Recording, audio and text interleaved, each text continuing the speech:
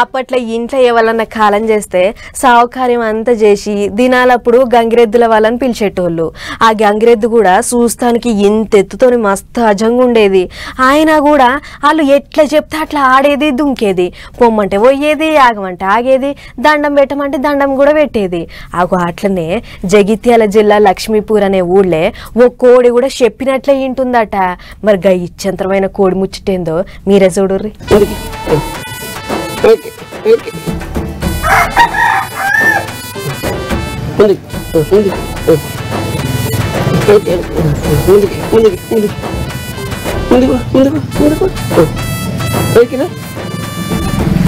చూసిర్రు కదా, ముందుకు పో వెనకకి రా అని చెప్తుంటే కోడి ఎట్లురుకుతుందో.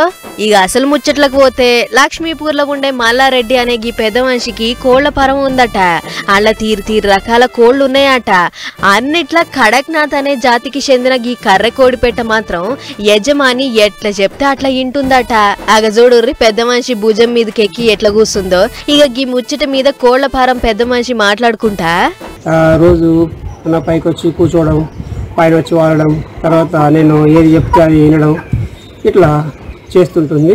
ఇది పైకి రమ్మంటే పైకి వస్తుంది, కిందికి వెళ్తుంది, తర్వాత పైకి నడమంటే వెనక నడుస్తుంది, ముందుకు నడమంటే ముందుకు నడుస్తుంది. ఇట్లా నేను చెప్పినట్టు ఉంటుంది. దీనికి నేనంటే చాలా ఇష్టం. గదన్నట్లు ముచ్చట ఇన్ని ఇత్తులు ఓసి సాదుతుండు కాబట్టి కోడి గంత గావరం చేస్తుంది. ఇదినే కాదు చాలా దిక్కుల్నే చూసినావు అని కొందరు అంటుంటే, మనుషులు ఏదన్నా చెప్పింది మర్చిపోతే నీ కోడి మెదడరా అని అంటుంటారు. అసొంటిది కోడికి చెప్పిన మాటలు శవన పెట్టేంత మెదడు ఎక్కడిది అని ఇంకొందరు అంటుర్రు. అది పొమ్మన్నంత మాత్రాన పోతలేదు, రమ్మన్నంత మాత్రాన వస్తలేదు. ఏం చెప్పకుండా ఉన్నా కూడా దానంతలా అదే వెనకకు ముంగటికి ఉరుకుతుంది. ఒకవేళ అదే గనక నిజమైతే దాని జాతి కోళ్ళన్నీ గిట్లనే వినాలి కదా. మరి అవ్వెందుకో ఇంటలేవు అని కోళ్ల గురించి ఎరుకున్నోళ్ళు వకీల్ పాయింట్లే వాడుతుర్రు. ఏదేమైనా ఇక దీన్ని మరి చెప్తే ఇంటున్న కోడంటారో, లేకుంటే ఆ కోడికి ఏదన్నా జబ్బుందంటారో ఇక మీ ఇష్టం.